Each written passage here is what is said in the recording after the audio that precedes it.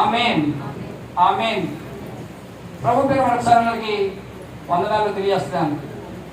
సరే, మీరు ప్రాతకాల ఆరాధనలో ప్రభునామాన్ని స్మరించారు, స్తుతించారు. ఆయన పునరుద్ధరణ సంగతులు మననం చేసుకుంటూ వచ్చారు. ఈ రెండవ ఆరాధనలో కూడా ప్రభునామాన్ని స్తుతించడానికి, స్తోత్రించడానికి, ఆరాధించడానికి లేఖన భాగం నుంచి కొన్ని సంగతుల ద్వారా మనం ప్రేరేపబడుతూ వచ్చాం. ఆ విషయం మనం హృదయంలో ఉంచుకుని ఇంకొన్ని మాటలు వినడానికి మీరు సిద్ధపడి ఉండవలసిందిగా సవినయంగా మనం చేస్తున్నాను. ఒక ట్రైన్లో ఒక మాస్టర్ గారు ప్రయాణం చేస్తూ ఉన్నారట. ఆయన ప్రయాణం చేసేటువంటి ట్రైన్లో ఆ ముందే ఒక వ్యక్తి, ఒక యవనస్తుడు కూర్చుని ఉన్నాడు. సరే, మాస్టర్ గారు ఎక్కడున్నా తెల్లవారింది అంటే ఏం చేస్తారు?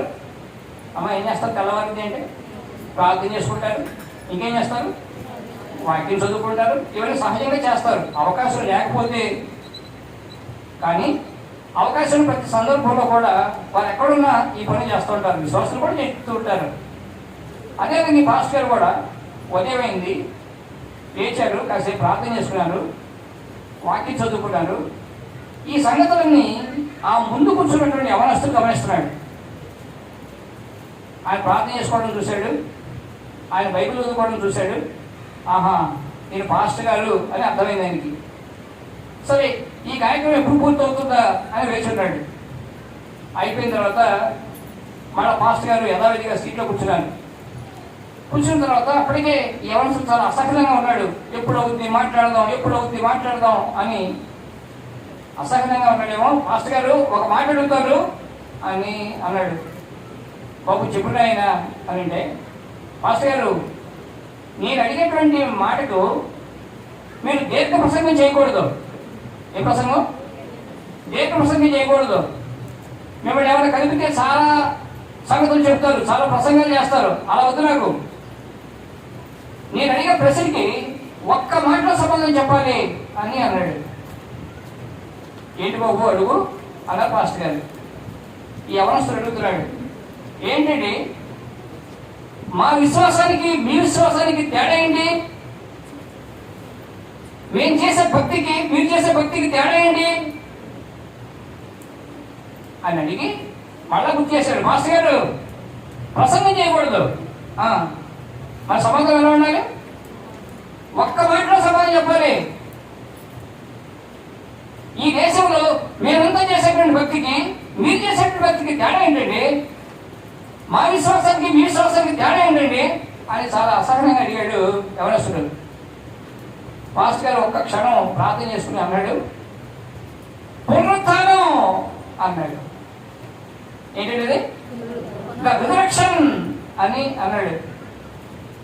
పునరుత్థానమా అంటే ఏంటండి అని అడిగాడు. మరి ఒక్క మాటలో చెప్పాను, నేను ఒక్క మాటలో చెప్పాను, మరి పునరుత్థానం అంటే ఏంటి అని అడుగుతున్నావు, ఇంకొన్ని మాటలు చెప్పమంటావా అని అడిగాడు. అప్పుడు యేసు ప్రభు వారి శ్రమల, శిలువ, మరణ, పునరుత్థాన సంగతులు వివరించడం జరిగింది. కానీ ప్రపంచంలో చాలా విశ్వాసాలు ఉన్నాయి, మన దేశంలో కూడా చాలా విశ్వాసాలు ఉన్నాయి, ఎన్నో మతాలు ఉన్నాయి, ఎన్నో ఆచారాలు, సంప్రదాయాలు ఉన్నాయి. కానీ ప్రపంచంలో ఉన్న ఇతర మతాల నుంచి క్రైస్తవ్యాన్ని వేరు చేసేది ఏంటి అంటే, ఇతర విశ్వాసాల నుంచి క్రైస్తవులను వేరు చేసేది ఏంటి అంటే కేవలం యేసు ప్రభుల వారి పునరుత్థానం అనే సంగతి మీకు గుర్తు చేస్తున్నాను. ఇంకెక్కడైనా మంచి మాటలు ఉన్నాయి, వేదనలో లేదు. సూక్తులు ఉన్నాయి, వేదనలో లేదు. ధర్మం ఉంది, వేదనలో లేదు. ఉపదేశాలు ఉన్నాయి, కాదనలో లేదు.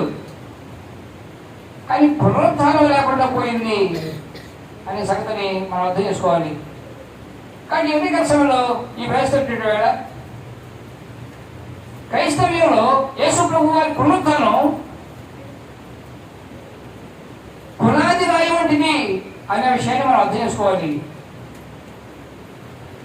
ప్రముఖమైన ఆధారం అనేటువంటి విషయం కూడా మనం అర్థం చేసుకోవాలి.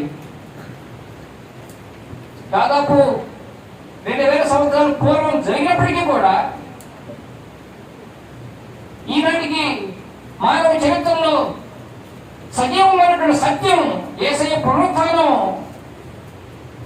అనే విషయాన్ని మీకు గుర్తు చేస్తాను. అంత మాత్రమే కాకుండా ఎన్నో తరాలు గడిచినప్పటికీ ఇప్పటికీ అత్యంత ప్రభావాన్ని చూపుతున్నటువంటి అంశం, అనేకులను పురుగొల్పుతున్నటువంటి అంశం, తన వైపు అనేకులను ఆకర్షిస్తున్నటువంటి విషయం యేసు ప్రభువుల వారి పునరుత్థానం అనే సంగతి మీకు గుర్తు చేస్తున్నాను. మరేంటి ఈ దినాన మనం నేర్చుకోవాల్సిన విషయాలు అనంటే, what are the results of Jesus Christ reminders అని, అంటే యేసు ప్రభువుల వారి పునరుత్థానం మనకు జ్ఞాపకం చేసేటువంటి సంగతులు ఏంటి అని. యేసు ప్రభు వారి పునరుత్థానం మనకు జ్ఞాపకం చేసేటువంటి సంగతులు ఏంటి అనే విషయాన్ని మీ ముందుంచాలని నేను ఇష్టపడుతున్నాను. ఇది సుమారు 2000 సంవత్సరాల క్రితమే జరిగినటువంటి సంభవం, చారిత్రక సత్యం. ఒక విశ్వాస జీవితంలో ఏప్రిల్ నెలలోనూ మార్చి నెలలోనూ వచ్చే ఈస్టర్ పండుగ ఒక్కటే కాదు, పునరుత్థాన పండుగ. ప్రతి దినము తన జీవితంలో పునరుత్థాన పండుగే అనే విషయాన్ని మీకు గుర్తు చేయాలని ఇష్టపడుతున్నాను. కేవలం ఈరోజు కొత్త బట్టలు కొట్టుకుని, ఈరోజు భోజనం తయారు చేసుకుని, ఈరోజు సంతోషించడానికి మాత్రమే కాదు మనం ఉన్నది. ఈ పునరుత్థాన సంబరాన్ని, పునరుత్థాన సంతోషాన్ని దినము మన జీవితంలో, క్షణము మన బ్రతుకులో అనుభవించడానికి ఈ దేవదేవుడు యేసునాథుడు అవకాశం ఇచ్చాడు. ఆ విషయాన్ని మీకు గుర్తు చేయాలని నేను ఇష్టపడుతున్నాను. కాబట్టి సంవత్సరానికి ఒక్కసారి కాదు క్రైస్తవునికి పునరుత్థాన పండుగ. వారి ఆత్మీయ జీవితంలో యేసయ్యని కలిగి ఉండాలే కానీ ప్రతి దినము పునరుత్థాన పండుగే, ప్రతి క్షణము పునరుత్థాన ఆనందమే. కానీ కొంతమందికి ఈ పునరుత్థాన పండుగ సంవత్సరానికి ఒక్కసారే, అందుకనే ఆ ఒక్కసారే వస్తుంటారు మందిరానికి. అంటే మీరు మంచివాళ్ళు మీరు కాకపోవచ్చు. కొంతమంది గుడ్ ఫ్రైడేకి మాత్రమే మందిరంలో కనిపిస్తారు, కొంతమంది క్రిస్మస్ మాత్రమే మందిరంలో కనిపిస్తారు, కొంతమంది ఈస్టర్కి మాత్రమే మందిరంలో కనిపిస్తారు.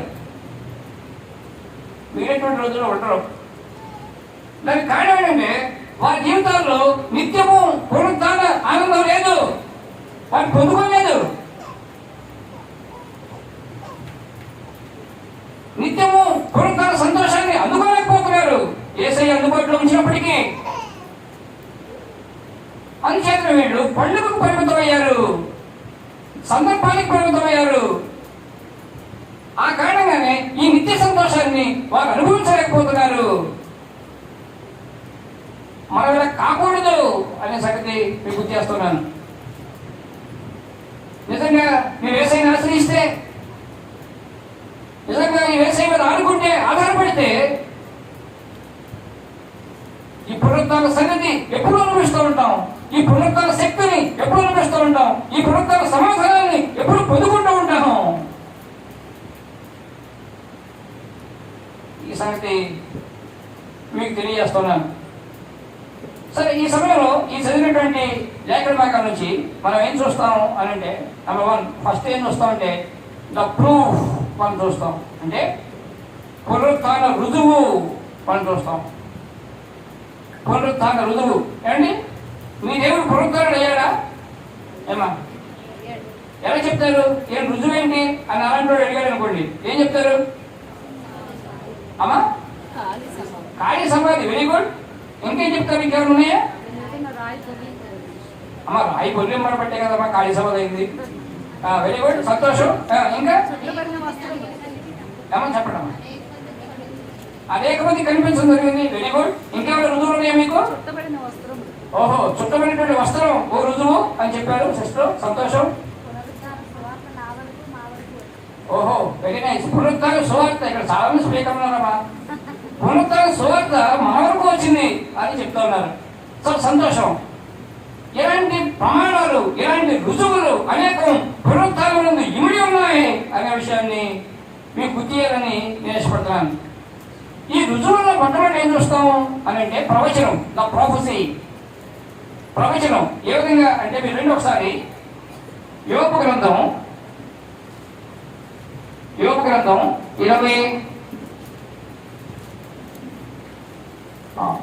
అధ్యాయం, యోబు గ్రంథం 19వ అధ్యాయం 25వ విషయం మీరు చూస్తారా? యోబు గ్రంథం అమ్మ అందరూ తీయగలిగారు ఒకసారి. యోబు గ్రంథం 19వ అధ్యాయం 25వ మాట. అమ్మ చదవండి అమ్మ.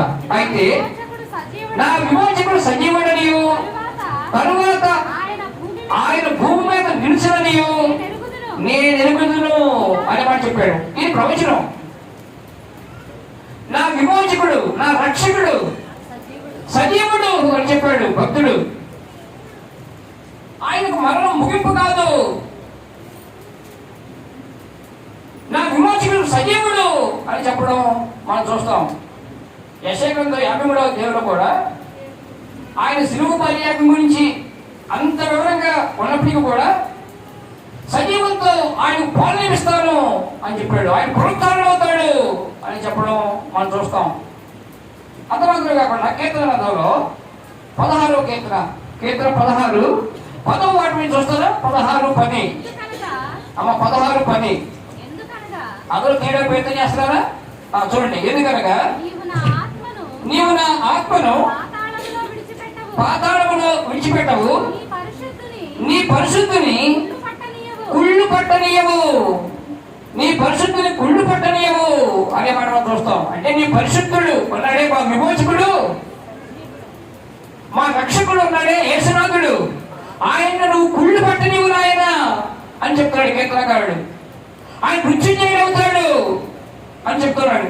కాబట్టి ఈ దేవుడు పునరుత్థానుడు అని చెప్పడానికి మొట్టమొదటి రుజువు ఏంటంటే ప్రవచనం నెరవేరింది అనే సంగతి మనం అర్థం చేసుకోవాలి. అంత మాత్రం కాకుండా రండి హోషేయ గ్రంథం 13వ అధ్యాయం 14వ మాట మీరు చూడాలి. హోషేయ గ్రంథం 13వ అధ్యాయం 14వ మాట ఎక్కడుంది హోషేయ గ్రంథం? అమ్మా దానియేలు గ్రంథం వెంటనే ఉంటుంది చూడండి. దానియేలు గ్రంథం వెంటనే హోషేయ గ్రంథం 13వ అధ్యాయం 14వ మాట.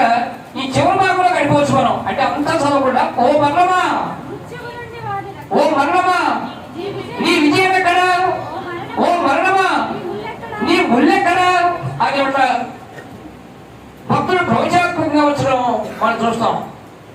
యేసు ప్రభువు ఓ మరణమా నీ విజయం ఎక్కడా, మరణమా నీ ముళ్ళెక్కడా అని మరణాన్ని మట్టు కలిపి పునరుత్థానుడయ్యాడు అనే విషయం కూడా మనం తెలుసుకోవాలి. రండి మత్తయి సువార్త 16వ అధ్యాయం, మత్తయి సువార్త 16వ అధ్యాయం 21వ మాట మీరు ఒకసారి చూస్తారా? 16:21 అప్పటి నుండి తాను యెరూషలేమునకు వెళ్ళి పెద్దల చేతను ప్రధాన యాజకుల చేతను శాస్త్రుల చేతను అనేక హింసలు పొంది ఆయన ముందుగా చెప్తున్నాడు. యేసు ప్రభు సేవ ఆరంభంలోనే చెప్పినటువంటి సంగతులు ఇవి. యెరూషలేముకు వెళ్తాం, అక్కడ నేను హింసింపబడబోతున్నాను, శ్రమను పంచబోతున్నాను, వేదన పంచబోతున్నాను, చంపబడబోతున్నాను అని చెప్తూ అక్కడ నిలువన చేయలేదు. చంపబడి ఇంకా అక్కడ 3వ దినమున లేచుట అగత్యమని యేసు తన శిష్యులతో తెలియజేయ మొదలు పెట్టగా అనే మనం చూద్దాం. తెలియజేయడం మొదలు పెట్టారు. సరే సమయాన్ని ఆదా చేయడం కోసం నేను ఇవన్నీ చూడలేదు, కానీ అలా చూస్తే ఈ 300 సంవత్సరాల ఆయన పరిచర్య కాలంలో ఆయన బోధనల్లో అనేక సార్లు యెరూషలేములో నేను హింసింపబడబోతున్నాను, నేను సిలువ వేయబడబోతున్నాను, నేను ప్రాణం పెట్టబోతున్నాను, నేను సమాధి చేయబడతాను, 3వ మృత్యుంజయుడిగా తిరిగి వేస్తాను అనే సంగతి ఆయన ప్రవచనాత్మకంగా ఉంచినారు. ఆ ప్రవచన నెరవేర్పు యేసు ప్రభు వారి పునరుత్థానంలో ప్రత్యక్షమైంది అనే విషయం కూడా మేము గుర్తు చేస్తున్నాను. కాబట్టి యేసు పునరుత్థానానికి ఉన్నటువంటి ఆధారం ఏంటి అంటే దేవుని ప్రవచనం నెరవేర్పు అనే సంగతి మనం తెలుసుకోవాలి. ఆధారంలో రెండవ సంగతి ఏంటి అంటే లేఖనాలు. మీరు 2 అపోస్తలుడు పౌలు కొరింథీయులకు రాసినటువంటి 1వ పత్రిక 15వ అధ్యాయం మొదటి పత్రిక 15వ అధ్యాయం 3-4 విషయం ఒకసారి మీరు చూస్తారా? 15-3-4 విషయం మీరు చూస్తారు ఒకసారి. నాకు ఇవ్వబడిన ఉపదేశమును మొదట మీకు అప్పగించితిని, అదేమనగా లేఖనముల ప్రకారము క్రీస్తు మన పాపముల నిమిత్తము మృతి పొందెను, సమాధి చేయబడిను, లేఖనముల ప్రకారము 3వ దినమున లేపబడిను. హల్లెలూయా. లేఖనాలు సాక్షిస్తున్నాయి, దేవుని గ్రంథం సాక్షిస్తుంది. ఏంటంటే మన పాపం నిమిత్తమే యేసే శ్రమ పొందారు, మన పాపం నిమిత్తమే యేసే హింసింపబడ్డారు, మన పాపం కోసమే ఆయన మరణించారు, మనల్ని బట్టి ఆయన సమాధి చేయబడ్డారు. 3వ దినం ఆయన చెప్పినట్టే తిరిగి లేచినాడు. కానీ లేఖనాలు సాక్ష్యమిస్తూ ఉన్నాయి. లేఖనాలను నమ్మవలసినటువంటి వారంగా, లేఖనాల్లో పొందపరచబడిన విషయాలను సొంతం చేసుకోవాల్సినటువంటి వారంగా, మన దేవుడు సజీవుడు, మన దేవుడు పునరుత్థానుడు అనే సంగతిని లేఖనాలు దృఢపరుస్తూ ఉండగా మనం విధేయత కనపరచవలసిన వారం అనే విషయాన్ని గుర్తు చేస్తున్నాను. ఇక 3వదిగా రుజువుల్లో మనం ఆలోచన చేసినప్పుడు మీరు చెప్పేది ఖాళీ సమాధి. ఖాళీ సమాధి యేసే పునరుత్థానుడు అని చెప్పడానికి రుజువుగా ఉంది, ఆధారంగా ఉంది అనే విషయాన్ని మనం అర్థం చేసుకోవాలి. మీరు లోకసభ 24వ అధ్యాయంలో మొదటి 2 విషయాలలో చూస్తే సహోదరులు మళ్ళా ఆ సమాధుల తోటకి వెళ్ళారు. ఎందుకు వెళ్ళారు అని అంటే ఆయన పునరుత్థానుడు అవుతాడని కాదు, సుగంధ ద్రవ్యాలు ఆ పార్థివ దేహాన్ని పూయడానికి వెళ్ళారు వాళ్ళు. ఎంత విచారకరమో చూడండి. సంఘానికి వెలుపడి ఉన్నటువంటి వారికి యేసు ప్రభు వాడు వేస్తాడు అన్న విషయాలు గుర్తున్నాయి, కానీ సంఘంలో ఉన్నటువంటి వాడికి ఆ విషయాలు జ్ఞాపకం లేకుండా పోయాయి.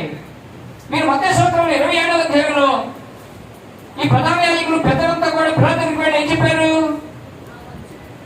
చూసారు? ఎలాంటి భయంకరమైన మాట వాడారు.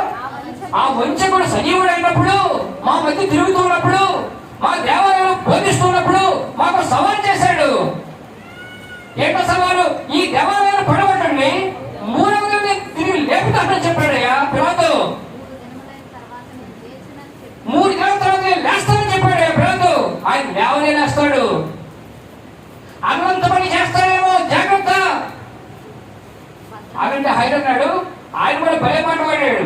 సైనికులు ఉన్నారు కదా, మీ చేతనైనంత మట్టుకు దాన్ని మొదలు చేసుకోండి సమాధిని అని చెప్తే వాళ్ళు వెళ్ళి దాదాపు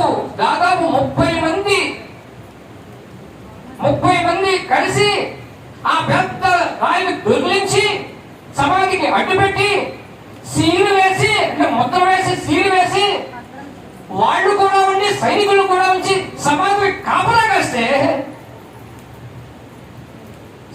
కాపలా కాస్తే ఈ సమాధి ఖాళీ అయిపోయిందండి. ఈ సమాధి ఖాళీ అయిపోయి వెళ్ళినటువంటి ఈ మతాధిపతులందరూ కూడా వెక్కిరిస్తూ ఉంది. ఈ దేవుడు సజీవుడు అని సమాధి సాక్షిస్తూ ఉంది. మన జీవితాలు మన దేవుడు సజీవుడు అన్నట్టయినా ఉంటున్నాయా? మన మాటలు మన దేవుడు సజీవుడు అన్నట్టు ఉంటున్నాయా? మన పాటలు మన దేవుడు సజీవుడు అన్నట్టు సంతోషాన్ని వ్యక్తపరిచేవిగా ఉంటున్నాయా? మన నిరీక్షణ మన దేవుడు సజీవుడు, మనం సేవించేటువంటి దేవుడు పునరుత్థానుడు అనేటువంటి నిరీక్షణ మనం కలిగి ఉంటున్నావా అనేటువంటి విషయం కూడా మనం ఆలోచన చేయాలి. కాబట్టి ఇక్కడ ఖాళీ సమాధి కూడా ఆయన పునరుత్థానుడు అని సాక్ష్యం ఇస్తోంది. ఆ సంగతి గుర్తు చేస్తాను. ఇంకా ఆధారం ఏంటి అంటే మీరు జ్ఞాపకం చేశారు, దేవదూతలు ఇచ్చిన సాక్ష్యం అని చెప్పారే. దేవదూతలు ఇచ్చినటువంటి సాక్ష్యం ఆయన పునరుత్థానుడు అని చెప్పడానికి మరో రుజువు.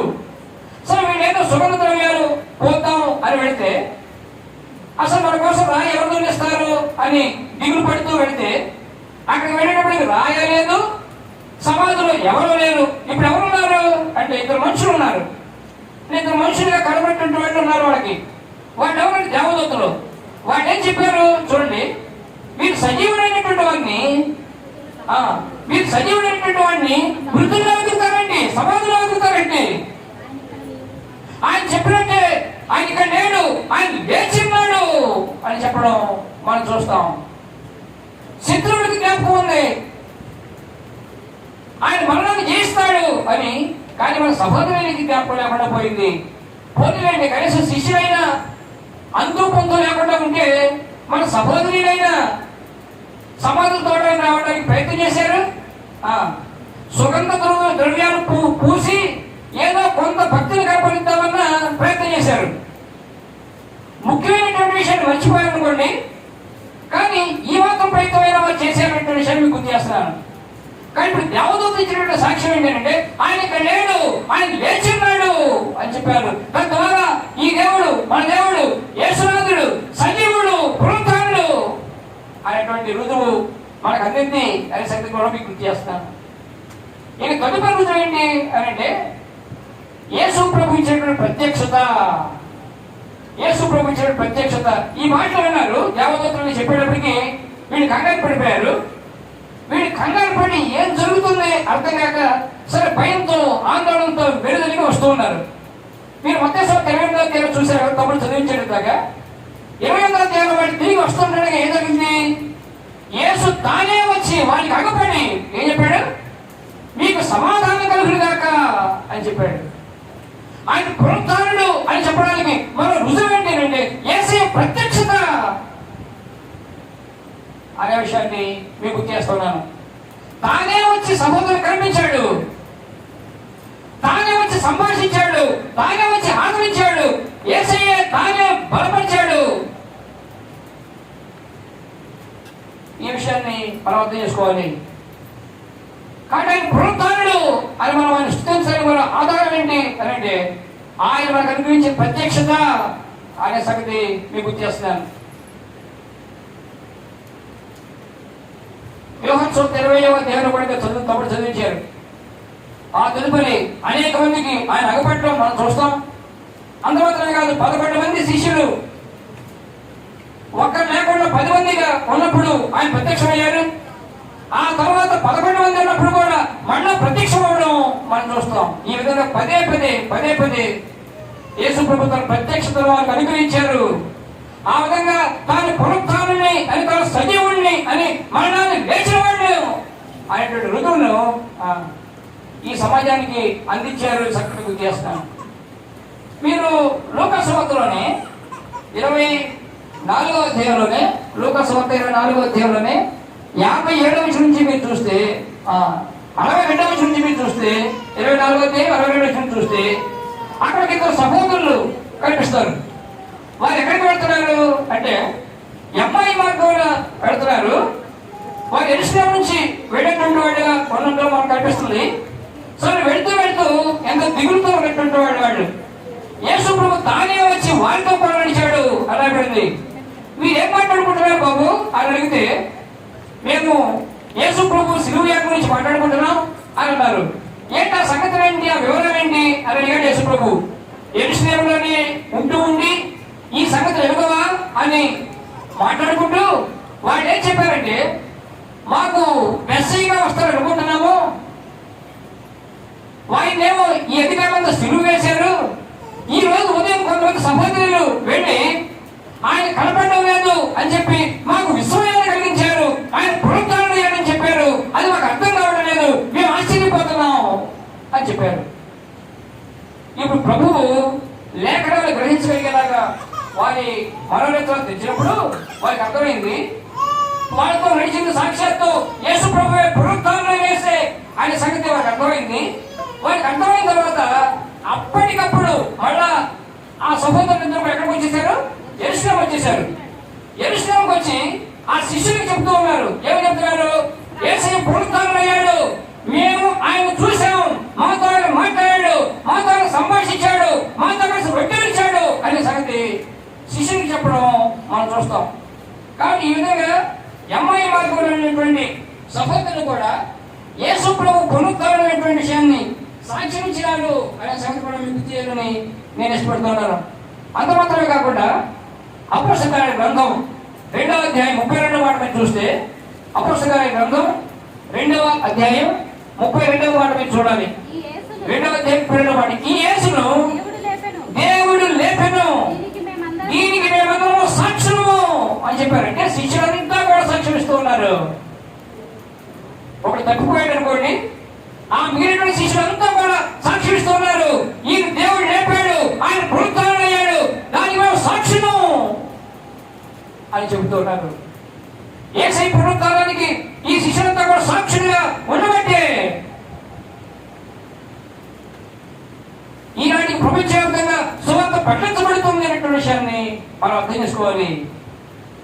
కానీ వీళ్ళే ప్రచారం చేశారంటే, శత్రువులు, మత నాయకులు, మతాధిపతులు ఎవరు ప్రచారం చేశారంటే, మేము నిద్రించి చూడగా ఎవరు సైనికులు పెట్టింది నిద్రపోవడం కానీ, మేము నిద్రించి చూడగా వారి శిష్యులు వచ్చి బలవంతంగా ఈ దేహాన్ని పట్టుకుపోయారు అని అధిపతికి చెప్పండి. అధిపతులు చేసిన ఇబ్బంది వస్తే మేము చూసుకుంటాము అని చెప్పారు మత నాయకులు.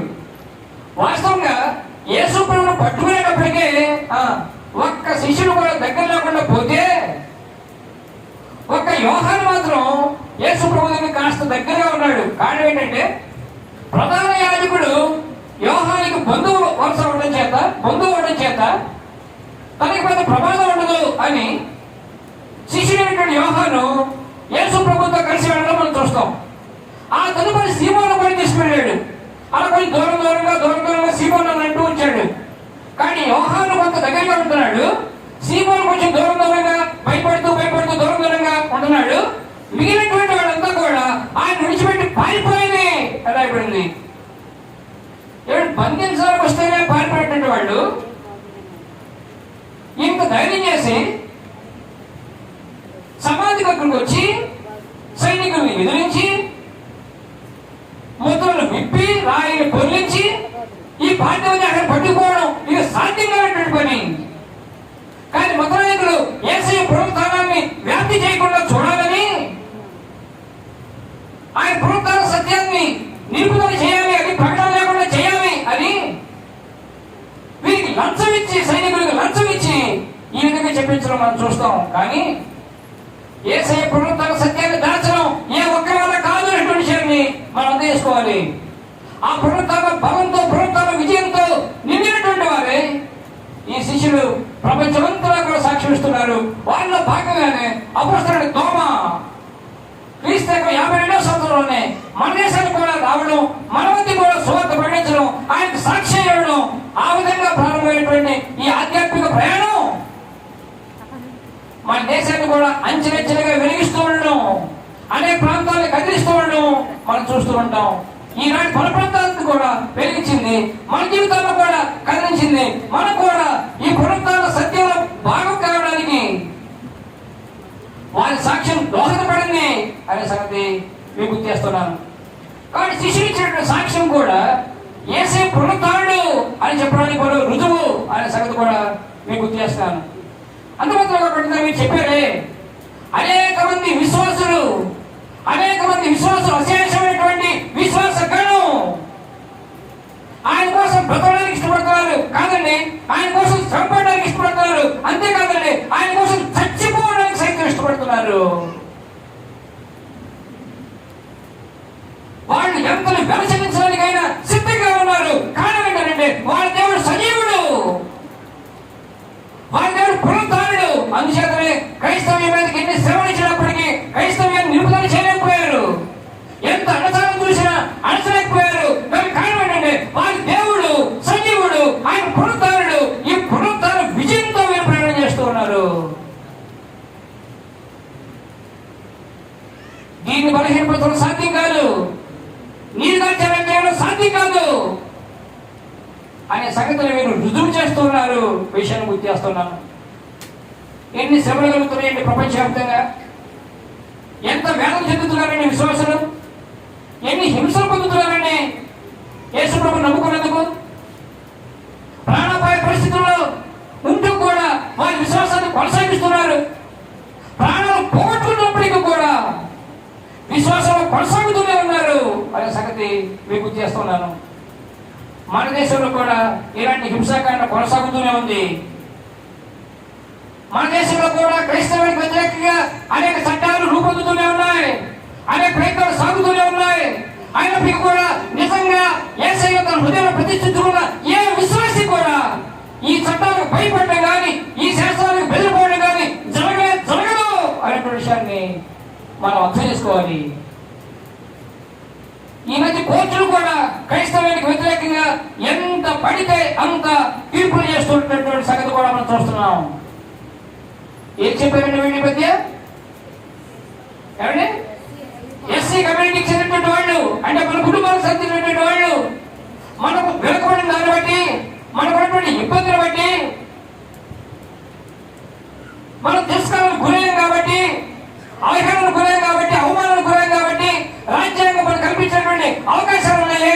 ఈ అవకాశాలు మీరు యేసు ప్రభువును నమ్ముకుంటే మీకు దక్కవు అని చెప్పింది కోర్టు. ఏమండి, ఇది సమంజసమేనా? యేసయ్యను నమ్ముకున్నందుకు మన సామాజిక పరిస్థితులు ఏమైనా మారిపోయా? యేసయ్యను నమ్ముకున్నందుకు మన సమాజంలో ఉన్న అవమానాలు లేకుండా పోయిందా? ధ్యానం చేసేవాళ్ళు చేయకుండా ఉన్నారా? ఈ కులాన్ని బట్టి, మన స్థితిగతులను బట్టి అవమానించేవాళ్ళు అవమానించకుండా ఆగిపోయిందా? కానీ కోర్టుకి ఏం పట్టవు అండి. కొన్నిసార్లు ప్రభుత్వాలు, చట్టాలు, న్యాయస్థానాలు అన్ని కలిసి ప్రయత్నం చేసినప్పటికీ కూడా ప్రపంచంలో క్రైస్తవ్యాన్ని నీరుగార్చడం సాధ్యం కాలేదు అనే విషయాన్ని మీకు చేస్తున్నాను. మన దేశంలో కూడా చట్టం వచ్చింది. ఎవరైనా మీరు షెడ్యూల్డ్ కాస్ట్ చెందినటువంటి వాళ్ళ మీకు ఇప్పుడు రిజర్వేషన్ ఉండాలి అని అంటే మీ జీవితం వేసుకుంటూ ఉండకూడదు. మీ పిల్లల చదువులు, ప్రభుత్వ పథకాలు మీకు దక్కాలి అంటే, వాళ్ళకు ఉద్యోగం రావాలంటే, రిజర్వేషన్ ఉండాలంటే, సౌకర్యం రావాలంటే, ఎవరైనా ఇబ్బంది పెడితే ఎస్సీ ఎస్టీ అట్రాసిటీ కేసు మీరు ఉపయోగించుకోవాలంటే మీరు ఖచ్చితంగా హిందువులైతేనే. అలా కాకపోతే సాధ్యం కాదు. ఎన్ని ప్రయత్నాలు జరుగుతున్నాయోనండి, ఎన్ని ప్రయత్నాలు జరుగుతున్నాయో. కానీ చాలా మంది ఏమంటున్నారు తెలుసా? చాలా మంది ఎవరు సాక్షిస్తారు తెలుసా? మా దేవుడు సజీవుడు, మా దేవుడు పునరుద్ధానుడు. ఈ ప్రభుత్వం, ఈ చట్టాలు, ఈ అవకాశాలు బలవంతంగా లాక్కున్నప్పటికీ కూడా మేము విశ్వాసాన్ని విడిచిపెట్టాము. ఎంత వెలిచరించడానికైనా సిద్ధంగా ఉన్నారే ఈ విశ్వాస సమాజం. ప్రాణం పోగొట్టుకోవడానికైనా తెగించి ఉన్నారే ఈ విశ్వాస సమాజం. ఇది ఓ ప్రాముఖ్యమైన ఆధారం. వారి దేవుడు సజీవుడు, వారి దేవుడు పునరుద్ధానుడు చెప్పడానికి అనే సంగతి మీకు చేస్తున్నాను. అంత మాత్రమే కాదు, చారిత్రక ఆధారాలు కూడా ఉన్నాయి. చాలా మంది చరిత్రకారులు ఎంత పరిశోధన చేసి, ఇంకా తమ్ముడు కూడా ప్రాముఖ్యమైన విషయం గుర్తు చేశాడు. ఎంత పరిశోధన చేసి యేసు ప్రభు పునరుద్ధానం జరగలేదు, ఇదంతా కట్టు కదా అని చెప్పడానికి ప్రయాసపడ్డారు. కానీ అలాంటి వాళ్ళు చాలా మంది యేసు పునరుద్ధాన సత్యాన్ని వారి జీవితంలో సొంతం చేసుకుని వారు కూడా రక్షణ భాగ్యాన్ని పొందుకున్నారు. యోధా చరిత్రకారులు అనేక మంది సంగతులను గ్రంథస్థం చేసి ఇచ్చారు. రోమా చరిత్రకారులు అనేక మంది యేసయ్య సజీవుడిగా లేచాడు, పునరుద్ధరణయ్యాడు అనే సంగతి వారి గ్రంథాల్లో కూడా రచించి ఉంచారు. వారిని యేసు ప్రభువును నమ్ముకునేవాడు కాదండి చరిత్రకారులు, కానీ సత్యాన్ని సత్యంగా అంగీకరించినటువంటి వాడిగా చారిత్రక సత్యాన్ని అందుబాటులో ఉంచారు అనే సంగతి మీకు చేస్తున్నాను. కానీ ఉదయకాల సమయంలో ఈ వహిస్తున్నటువంటి వేళ మన దేవుడు పునరుద్ధానుడు అని చెప్పడానికి, మన దేవుడు సజీవుడు అని చెప్పడానికి ఉన్న అవకాశాలని మన జీవితాల్లో అనుభవించుకోవాలి, మన జీవితంలో సొంతం చేసుకోవాలి అనే విషయాన్ని మీకు చేస్తున్నాను. ఇక రెండవదిగా మనం చూస్తే ద పవర్ అంటే దేవుని శక్తి. తమ్ముడు అనేక విషయాలు చదివించాడు కాబట్టి నేను పెద్దగా ఇక్కడ ఆగను. పునరుద్ధానంలో దేవుని శక్తి ఏ విధంగా బయలుపడిందో మనం చూస్తాం. ఆయన శక్తిగా ప్రవక్త అయ్యుండెను అని చెప్పారు అపోస్తలులు కూడాను, యేసు ప్రభు గురించి సాక్ష్యం ఇస్తూ. కానీ పునరుద్ధానంలో ఆయన శక్తి ఏ విధంగా వెల్లడైంది అంటే, రాత్రి మనం కొన్ని సంగతులు ఆలోచన చేశాం. యాయీరు కుమార్తె చనిపోయినప్పుడు యేసు ప్రభు ఏం చేశాడు అనుకున్నామండి? అమ్మా, యేసు ప్రభు ఏం చేశాడు? ఆ కుమార్తెని సజీవంగా అప్పగించాడు. అంతే, సింపుల్ గా.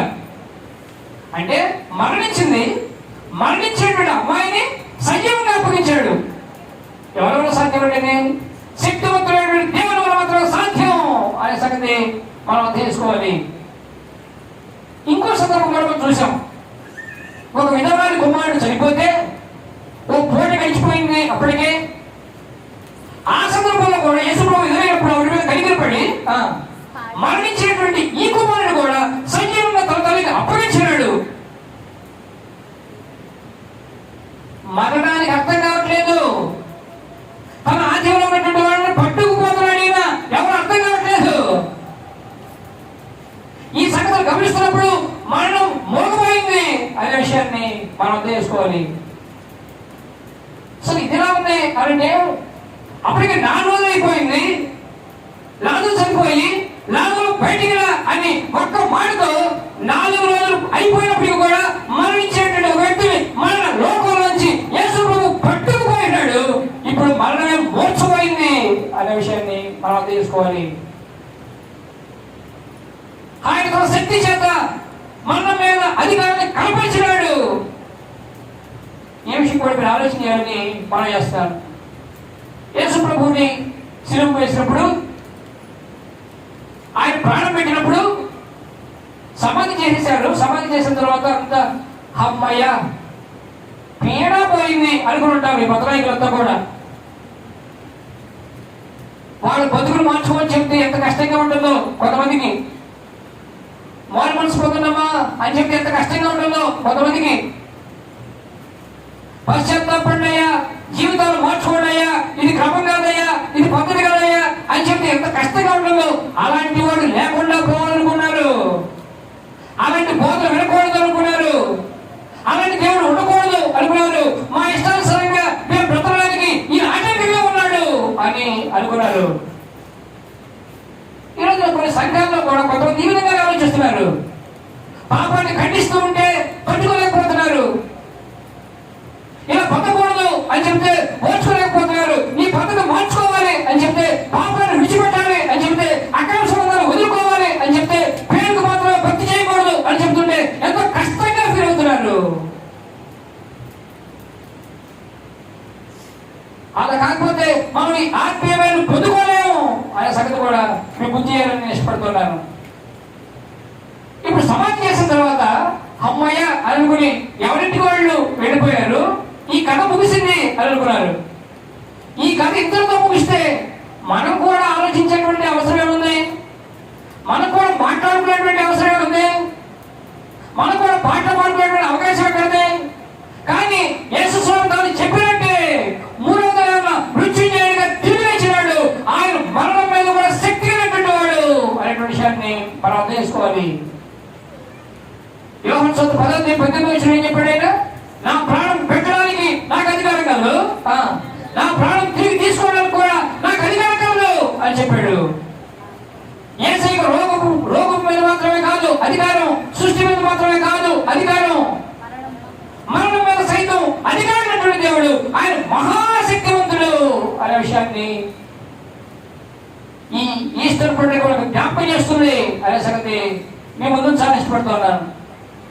ఈ శక్తి చేత మనం నింపాలని, ఈ శక్తి చేత మనం ఉద్ధరించాలని, ఈ శక్తి చేత మనం ప్రభావితం కావాలని, ఈ శక్తి చేతనే మనం నడిపిపోవాలని ఈ దేవదేవుడు కోరుకుంటూ ఉన్నాడు. కొంతమంది రక్షింపడ్డాం అని చెప్పుకుంటూనే ఎంత నిస్సత్తువుగా ఉంటుంటారంటే, ఎంత నిస్సారంగా ఉంటుంటారంటే, ఎంత ఉసురు పడ్డ ఉంటుంటారంటే, అసలు వీళ్ళ దేవుడు పునరుద్ధారుడేనా అని అనుమానం కలిగేలాగా నిస్సారంగా ఉంటుంటారు. ఇది కూడదు అనే విషయాన్ని మనం అర్థం చేసుకోవాలి. నీ దేవుడు శక్తివంతుడు, నీ రోగం మీద ఆయన శక్తివంతుడు, నీ బాధల మీద ఆయన శక్తివంతుడు, నీ మరణం మీద కూడా ఆయన అధికారమైనటువంటి వాడు, దాన్ని నిద్రగా మలుచుకున్నటువంటి వాడు. ఆ విషయాన్ని కూడా మీరు అర్థం చేసుకోవాలని మనం చేస్తున్నాను. ఈ విధంగా పునరుద్ధాన సత్యము మనకు ఆయన శక్తిని కూడా జ్ఞాపకం చేస్తుంది అనే శక్తి మనం అర్థం చేసుకోవాలి. రండి, 3వదిగా మనం చూస్తే ద పర్పస్ అంటే యేసు ప్రభు పునరుద్ధానం ద్వారా దేవుని ప్రయోజనం ఏంటి అని, ఏమేమి మేలు దొరికాయి ఈ సమాజానికి అలాంటి మాత్రం చాలా వరకు ఆలోచన చేశాం. కాబట్టి ఇవి కూడా పెద్దగా ఆలోచించక్కర్లేదు. మన పాపానికి శిక్ష విధించబడింది, ఇది యేసు ప్రభు శిలువ యాగం ద్వారా నిర్వహించబడింది అనే విషయాన్ని మనం అర్థం చేసుకున్నాం. మన పాపాలకు క్షమాపణ దొరికింది, యేసు పునరుద్ధరణ ద్వారా ఇది సాధ్యపడింది అనే విషయాన్ని మనం అర్థం చేసుకుంటూ వచ్చాము. దేవుడితో సమాధానం మనకు ఏర్పడింది, ఇది యేసు పునరుద్ధరణ ద్వారా సాధ్యపడింది అనే విషయాన్ని మనం తెలుసుకోవాలి. అంత మాత్రమే కాదండి, మరణానికి మన మీద ఉన్న అధికారమే మోగపోయింది. ఇది యేసయ్య ప్రభుత్వం ద్వారా మాత్రమే సాధ్యపడింది అనే విషయం కూడా మనం తెలుసుకోవాలి. కానీ ఈ విధంగా ఎన్నో రకాల ప్రయోజనాలు, ఎన్నో రకాల మేలులు యేసయ్య ప్రభుత్వం ద్వారా ఈ మానవాళికి సంభవించాయి. ఆ విషయాన్ని జ్ఞాపకం చేస్తున్నాను. కానీ ఒక వ్యక్తి తన జీవితంలో ఈ ప్రభుత్వాలను యేసయ్య ప్రతిష్ఠించుకుంటే, పశ్చాత్తాపడి మారు మనసు పొంది బాప్తిస్మం సాక్షి ఇచ్చి సంఘంలో చేర్చబడితే, ఈ పునరుద్ధరణైన యేసయ్య ద్వారా మన జీవితాలు ప్రభావితం అవుతాయి. పునరుద్ధరణైన యేసయ్య ద్వారా మన జీవితాలు వెలిగించబడతాయి. పునరుద్ధరణైన యేసయ్య ద్వారా మన జీవితంలో సంతోషాన్ని, సమాధానాన్ని అనుభవించడానికి అవకాశం ఉందనే విషయాన్ని మనం తెలుసుకోవాలి. మనం రాత్రిలో మాట్లాడుకుంటూ వచ్చాం. స్వస్థత కోసం అడగండి, కారణం లేదు. పునరుద్ధరణ చేసి ప్రతిష్ఠించుకుని అడగండి. ఉపకారాల కోసం అడగండి, మేలు కోసం అడగండి, దీవించడం అడగండి. నేను ఏదో లేదు, కానీ పునరుద్ధరణ యేసయ్యగా పాప క్షమాపణ నిమిత్తం మీ హృదయం ప్రతిష్ఠించుకుని ఇప్పుడు ఏం కావాలో అడగండి. పక్క సంవత్సరం కూడా నేను చెప్పాడు కదా, మొదట నా రీతిని నా రాజ్యాన్ని వెతకండి. ఇప్పుడు అడగండి, మీకు ఏం కావాలో. మీకు ఆరోగ్యం కావాలా, మీకు ఆశీర్వాదం కావాలా, మీకు స్వస్థత కావాలా, మీకు నెమ్మది కావాలా, ఇప్పుడు అడగండి. ఎప్పుడు? మొదట నా నీతిని వెతికిన తర్వాత, మొదట నా రాజ్యాన్ని వెతికిన తర్వాత ఇప్పుడు మీకు ఏం కావాలో అడగండి అని ప్రభు భరోసా ఇస్తున్నాడు. ఆయన సంగతి కూడా మీకు గుర్తు చేస్తున్నాను. కానీ మనలో కొంతమంది ఏం చేస్తున్నామంటే, ఆయన నీతిని వెతకం అంటే పశ్చాత్తాపడం, పాప క్షమాపణ పొందాం, రక్షణగా వేసి ప్రతిష్ఠించుకో, మారు మనసు పొందాం, బాప్తిస్మ సాక్ష్యము, సంఘంలో చేర్చబడం. కానీ ఆయన నుంచి మేలు మాత్రమే కోరుకుంటూ ఉంటాం, ఉపకారాలు మాత్రమే కోరుకుంటూ ఉంటాం, స్వస్థత మాత్రమే కోరుకుంటూ ఉంటాం. ఇది కాకూడదు అన్న విషయాన్ని గుర్తు చేస్తున్నాను.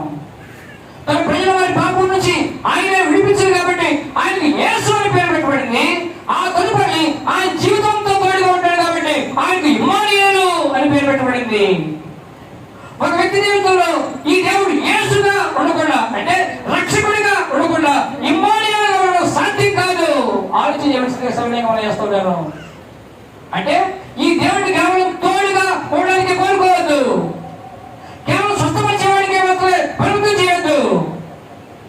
ఈ దేవుడు పుట్టబడి నీ జీవితంలో యేసుగా ఉంటే, అంటే రక్షకుడిగా ఉంటే, అలాంటి వారందరికీ కూడా ఈ దేవుడు ఇమ్మానుయేలుగా ఉంటాడు అనే విషయం కూడా మీరు అర్థం చేసుకున్న సమయంగా మనం చేస్తున్నాను. కానీ నాలుగవదిగా మనం చూస్తే ఈ పునరుద్ధరణ సత్యం మనకి ఏం జ్ఞాపకం చేస్తుంది అంటే ద ప్రామిస్, వాగ్దానాన్ని జ్ఞాపకం చేస్తుంది. తప్పుడు చెప్పినటువంటి సంగతి ఇవన్నీ అయినప్పటికీ కూడా ఒక మాట మనం చదివి వెళ్ళిపోతాం. రండి, మత్తయి సువార్తలోనే 28వ అధ్యాయంలోనే 5వ వచనంలో ఏం చూసాం అంటే మీరు భయపడకండి అని మనం చూసాం. మళ్ళీ 10వ వచనంలో ఏం చూసాం అని అంటే మీరు భయపడకండి అని చూసాం. మానవ జీవితంలో ఎన్నో రకాల భయాలు ఉన్నాయి. ఈ భయాలన్నిటికీ విరుగుడు ఎక్కడ దొరికింది అంటే, ఈ భయాలన్నిటికీ భయమే ఎక్కడ కలిగింది అంటే యేసయ్య పునరుద్ధరణందు అనే సంగతి మీకు గుర్తు చేస్తున్నాను. మా జీవితంలో కూడా చాలా భయం ఉంటాయి. భవిష్యత్తు గురించి భయం ఉంటుంది, వివాహం గురించి భయం ఉంటుంది, పిల్లల గురించి భయం ఉంటుంది, ఆరోగ్యం గురించి భయం ఉంటుంది, అప్పుల గురించి భయం ఉంటాయి, ఎన్నో రకాల భయం ఉంటాయి. కానీ ఈ భయం అన్నిటికీ కూడా విరుగుడు యేసయ్య పునరుద్ధరణం అనే సంగతి మీకు గుర్తు చేస్తున్నాను. కాబట్టి ఈ బైబిల్ గ్రంథంలో అనేక సార్లు భయపడకండి భయపడకండి భయపడకండి అని ఈ ప్రభువు చెబుతూ ఉన్నాడు. ఆ విషయాన్ని కూడా మనం అర్థం చేసుకోవాలి. కానీ ఇంతకాలం మనం భయపెట్టేటువంటి విషయాలకు భయం కలుగుతుంది ఎప్పుడంటే పునరుద్ధరణ యేసయ్యను మన హృదయంలో చేర్చుకున్నప్పుడు. ఇంతకాలం ఎవరిని భయపెట్టారో వాళ్ళు భయపడతారు, ఏ పరిస్థితుల్లో భయపెట్టాయో ఆ పరిస్థితుల్లో భయపడతాయి, పారిపోతాయి. ఇది ఎప్పుడు సాధ్యం అనంటే భయపడకమని నీకు వాగ్దానం చేసినటువంటి యేసయ్యను నీ హృదయంలో చేర్చుకున్నప్పుడు ఆ సంగతి మనం అర్థం చేసుకోవాలి. బైబిల్ గ్రంథంలో కొంతమంది చెబుతూ ఉంటారు భయపడకండి అనే మాట ఎన్నిసార్లు ఉందంట? 360 సార్లు ఉందంట. సార్లు లేదురండి. నేను ఒకసారి బైబిల్ చదివేటప్పుడు ప్రతి సంవత్సరం ఒకసారి బైబిల్ పూర్తి చేస్తూ ఉంటాను. అర్థవంతంగా చదివి పూర్తి చేయడానికి నాకు ఒక సంవత్సరం పడుతూ ఉంటుంది. మీరు కొంతమంది బాగా చదువుకునేటువంటి వాళ్ళు ఒక 5-6 నెలల్లో చదవచ్చు, అవకాశం ఉంటుంది. కానీ నాకు ఉన్నటువంటి పరిమితులు బట్టి ఎక్కువసేపు చదవలేను కాబట్టి సంవత్సరానికి ఒకసారి బైబిల్ చదువుతూ ఉంటాను. ఆ విధంగా చదువుతూ ఉన్నప్పుడు గత సంవత్సరం చదువుతున్నప్పుడు భయపడకండి అని వాగ్దానం 345 సార్లు ఉందన్నారు. నిజమేనా కాదా అని వచ్చినప్పుడు రాసుకుంటూ వచ్చా. 345 సార్లు అయితే లేదు కానీ చాలా సార్లు అయితే ఉంది. కానీ మనకి ఏమర్థమవుతుంది అంటే బైబిల్ గ్రంథంలో అనేక సందర్భాల్లో అనేక చోట్ల ఈ దేవదేవుడు భయపడకండి అని వాగ్దానం ఇచ్చాడు. ఆయన పునరుత్థాన శక్తి చేత మనం నింపాలనుకుంటున్నాడు. నిజంగా యేసు పునరుత్థాన శక్తి చేత మనం నింపబడితే ప్రభుత్వాలు ఎలా వ్యవహరిస్తాయో భయపడవండి, కోర్టు ఎలా వ్యవహరిస్తాయో భయపడవండి, చట్టాలు ఎలా వస్తాయో భయపడవండి. పునరుత్థానం యేసయ్య నీ హృదయం ప్రతిష్ఠితమైనప్పుడు కుటుంబంలో కలిగే అనుకూల పరిస్థితులకైనా, సమాజంలో కలిగే అనుకూల పరిస్థితులకైనా, ప్రభుత్వాల నుంచి ఎదురే అనుకూల పరిస్థితులకైనా మనం భయపడతాము అనే సంగతి మీకు గుర్తు చేస్తుంటాను. కానీ యువతి కష్టంలో ఈ పరిస్థితి వేళ ఏ పరిస్థితులైనా మనం భయపెట్టకుండా ఉండడం ఎప్పుడు సాధ్యము అనంటే పునరుత్థానుడైన యేసయ్య నీ జీవితంలో ఉంటే సాధ్యము. కొంతమంది ఊరకే భయపడిపోతున్నారు. కానీ ఏంటంటే ఈ యేసయ్య వారి జీవితంలో లేడు. ఊరికే బెదిరిపోతున్నారు. కానీ ఏంటంటే పునరుత్థానుడైన యేసయ్య భయపడకండి వాగ్దానం ఇచ్చిన యేసయ్యను ఇంకా వారి జీవితంలో ప్రతిష్ఠించుకోలేదు. అందుచేతనే చిన్న వాటిగా భయపడిపోతూ ఉంటారు. కొంచెం చీకటి అంటే ఎంత భయము, ఒంటరిగా ఉండడం అంటే ఎంత భయము, భవిష్యత్తు అంటే ఎంత భయము, ఉద్యోగం వస్తుందో రాదు భయం, అనుకున్న భార్య వస్తుందో రాదు, భాగస్వామి వస్తాడో రాడు భయం, పిల్లల గురించి భయం, వారి భవిష్యత్తు గురించి భయం, ఎన్నో రకాల భయాలు ఈ సమయంలో పట్టి పీడిస్తున్నాయి. దానికి ప్రధానమైన పాపం అనే సంగతి అర్థం చేసుకోవాలి. పాపమే మంచి భయానికి కారణమైంది. పాపమే మనిషిని భరోసా లేకుండా చేసింది. పాపమే నీకు లేకుండా నిరీక్షణ లేకుండా చేసింది. అంచేతనే ఈ పాపానికి పశ్చాత్తాపంగా పాప క్షమాపణ నిమిత్తం యేసయ్య తన ప్రాణాన్ని ఇచ్చాడు. కానీ ఎవరైతే యేసు ప్రభువు వారి పరిశుద్ధ రక్తం చేత నీతిమంతులుగా తీర్చబడతారో, పాప క్షమాపణ పొందుతారో, అలాంటి వారందరూ కూడా ఈ భయం నుంచి బయటికి రావడానికి అవకాశం ఉంటుంది అనేటువంటి విషయాన్ని నేను మీకు గుర్తు చేస్తున్నాను. ఇక్కడండి తదుపరి మనం చూస్తే ఏం నేర్చుకుంటాం అనంటే పీస్ తప్పుడు గుర్తు చేస్తూ వచ్చాడు, సమాధానం అని గుర్తు చేస్తూ వచ్చాడు.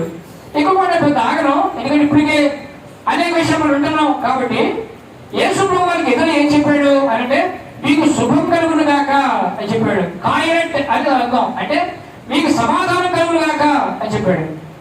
మీరు యోహాను సువార్త 20వ అధ్యాయంలో తప్పుడు చదివించాడు. అక్కడ ఒకే అధ్యాయంలో 3 సార్లు ప్రభు ప్రత్యక్షమై అంటాడు మీకు సమాధానం కలుగును గాక అని చెప్పాడు, మీకు సమాధానం కలుగును గాక అని చెప్పాడు, మీకు సమాధానం కలుగును గాక అని చెప్పాడు.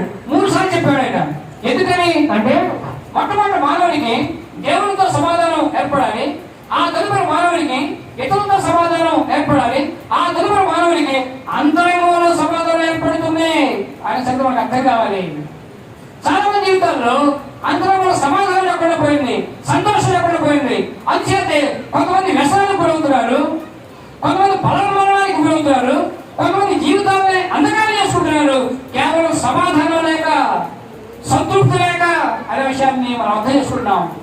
కానీ ఉదయకాల సమయంలో ఇలాంటి పరిస్థితి మన జీవితంలో కలగకూడదని ఈ యేసు ప్రభు పునరుత్థానుడే మీకు సమాధానం కలుగును గాక అని చెప్పాడు. మన జీవితం మనకు గందరగోళంగా అనిపించదు. ఎప్పుడు అంటే యేసయ్య మన జీవితంలో ఉన్నప్పుడు. మన భవిష్యత్తు ఆందోళనగా కనిపించదు. ఎప్పుడు అంటే మన జీవితంలో ఈ యేసయ్య ఉన్నప్పుడు అనేటువంటి విషయాన్ని మనం అర్థం చేసుకోవాలి. చాలా మంది ఎవరిస్తున్న బలవంతంగా తమ జీవితాన్ని ముగించుకుంటున్నారండి. ఈ సమాధానం లేకే దానికి కారణం ఏంటంటే దేవుని దగ్గర వీరు సమాధానం పొందుకోలేకపోయారు, ఇతరులతో సమాధానంగా ఉండలేకపోయారు. అంచేతనే అంతరంగంలో సమాధానం లేకుండా పోయింది, హృదయంలో సమాధానం లేకుండా పోయింది అనే విషయాన్ని మనం అర్థం చేసుకోవాలి. కానీ దేవునితో ఒక వ్యక్తి సమాధానం పడితే ఇతరులతో సమాధానంగా ఉండగలుగుతాడు, ఇతరులతో సమాధానంగా ఉంటే అంతరంగంలో కూడా సమాధానాన్ని అనుభవిస్తగలుగుతాడు అనే విషయం కూడా మీ గుర్తు చేయాలని ఇష్టపడతా ఉన్నాను. కాబట్టి యువత సమయంలో ఈ ప్రశ్న వేళ ఈ పునరుత్థాన సత్యం దేవుడు మనకు కనిపించిన సమాధానాన్ని సంతోషాన్ని, సంతృప్తిని పెంచడానికి అవకాశం ఇచ్చింది అనే విషయాన్ని మీ ముందు ఉంచుతున్నాను. ఈ కనుకొని మనం ఆలోచన చేస్తే ఈ పునరుత్థాన సత్యం మనకి జ్ఞాపకం చేసేటువంటి విషయం ఏంటి అని అంటే ద ప్రోగ్రామ్, అంటే దేవుని కార్యాచరణ. ఏంటి దేవుని కార్యాచరణ? ఈ పునరుత్థాన సత్యం ద్వారా దేవుడు మనకి ఏం జ్ఞాపకం చేస్తున్నాడు అంటే, దేవుడు మనకి ఏం ఆదేశిస్తున్నాడు అని అంటే, మీరు రండి మత్తయి సువార్తలోనే, అక్కడ లోక సువార్తలు కూడా మనం చదువుతాం, అయినప్పుడు కూడా మత్తయి సువార్త 28వ అధ్యాయం 7వ మాట మీరు చూస్తారు ఒకసారి. 7 అమ్మా, త్వరగా వెళ్ళి అని మనం చదువుతాం. మీరు త్వరగా వెళ్ళి అని మనం చదువుతాం. ఆ తదుపరి మీరు చూడండి, మళ్ళా అదే మాట చూస్తాం. ఎక్కడెక్కడ వచ్చినాం? ఆ తదుపరి మళ్ళా కూడా ప్రభు కనిపించిన తర్వాత, ప్రభు ప్రత్యక్షమైన తర్వాత మీరు వెళ్ళి 10వ మాట మీరు చూడండి. యేసు భయపడకుడి ఏమని చెప్పాడైనా, మీరు వెళ్ళి అని మనం చదువుతాం. మీరు మళ్ళా 19వ మాట మీరు చూడండి, 19వ మాట కాబట్టి మీరు వెళ్ళి అని మనం చదువుతాం. ఒక్క అధ్యాయంలోనే, ఒక చిన్న అధ్యాయంలోనే ఎన్నిసార్లు మనకు ఆదేశించింది అంటే 3 సార్లు మీరు వెళ్ళి అని మనం వచ్చాం.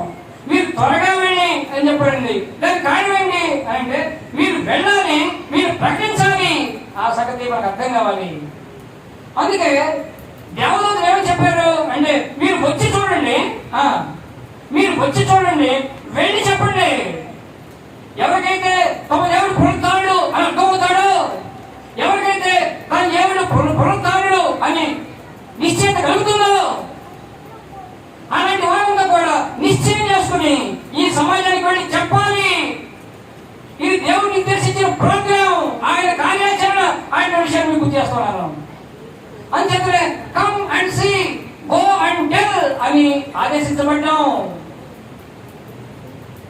ఒక వ్యక్తికి అందిన సువార్త ప్రభావవంతమైంది అయితే, ఒక వ్యక్తికి అందిన వార్త సత్యాన్ని, సంతోషాన్ని కలిగించేది అయితే, రక్షణ దారితీసేది అయితే, ఆ వార్తతో ఆ వ్యక్తి నిశ్శబ్దంగా ఉండడం సాధ్యం కాదు. ఆ విషయాన్ని మనం అర్థం చేసుకోవాలి. 10వ తరగతి పాస్ అయితేనే ఆ విషయాన్ని కొంత పంచుకునేటువంటి వరకు పరుగు చేస్తామే. ఇంటర్మీడియట్ పాస్ అయితేనే, డిగ్రీ పాస్ అయితేనే, ఏదో చిన్న ఉద్యోగాలు పొందుకునేవే, ఆ శుభవార్త పంచుకోవడానికి ప్రయత్నపడుతుండవే, తాపత్రపడుతుండవే. అలాంటి పునరుత్థాన దేవుడు మనకి ఇచ్చినటువంటి ఆదేశం ఏంటంటే, మీరు రండి, ఈ సమాజం చూడండి, మీరు వెళ్ళి చెప్పండి అని చెప్పడం మనం చూస్తాము. నా ప్రియ సహోదరుడా, నా ప్రియ సహోదరి, ఈ దినాన దేవుడు మనకు ఆదేశిస్తున్నాడు. ఆ సంగతి కూడా మనకు అర్థం కావాలి. కేవలం మందిరానికి వస్తామండి, కాసేపు కూర్చుంటామండి, మాకు తోచిందని ఇస్తామండి, వెళ్ళిపోతామండి, క్రైస్తవులు కాకూడదు అని ప్రభు ఆశిస్తున్నాడు. ఇండివిజువల్ క్రిస్టియానిటీ ఇది నాటడానికి క్రిస్టియానిటీ అనే విషయం మనకు అర్థం కావాలి. అంటే వ్యక్తిగత క్రైస్తవ్యమే కాదు. ఆ సంగతి మనం అంగీకరించాలి. యేసై నమ్ముకున్న ఒక వ్యక్తి నిశ్చలంగా ఉండాలి, నిశ్శబ్దంగా ఉండాలని కోరుకోలేదు. ఇది మనకు అర్థం కావాలి. నువ్వు నిజంగా యేసై నీ హృదయంలో ప్రతిష్ఠించుకున్నావా?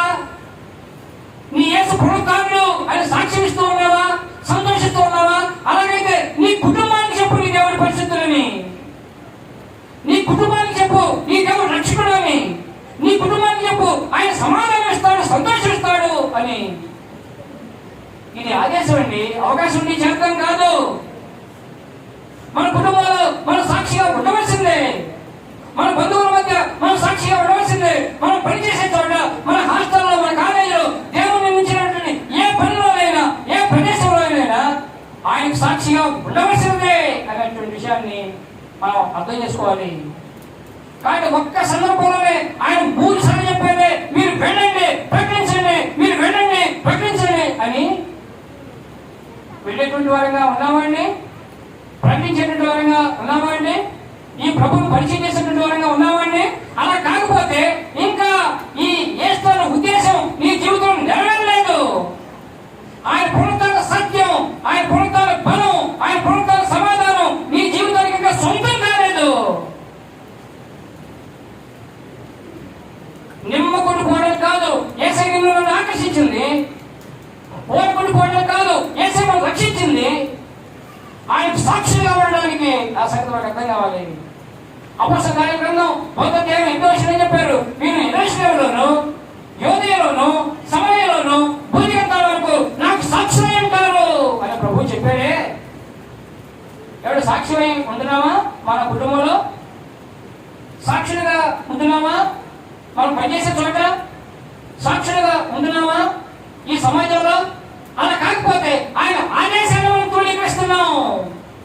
యేసు గ్రంథంలో చాలా స్పష్టంగా చెప్పాడు, నేను చెప్పమన్నాను, నువ్వు చెప్పకపోతే నువ్వు బాధ్యుడు ఆత్మ విషయంలో అని చెప్పాడు.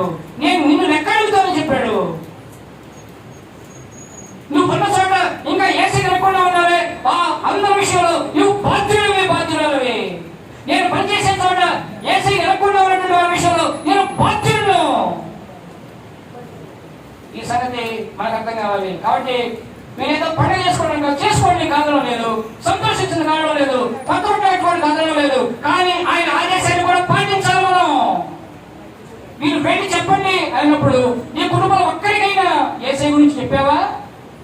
నీ బంధువుల్లో ఒకరికైనా యేసయ్య గురించి చెప్పావా? నీవు నడిపించేటువంటి వారు ఈ మందిరంలో ఒక్కరైనా ఉన్నారా? అలాగైతే నువ్వు ధన్యులు పొందగలరు. అలా కాకపోతే ఇది అనుభవమైన సమయం, ఆలోచించాలి.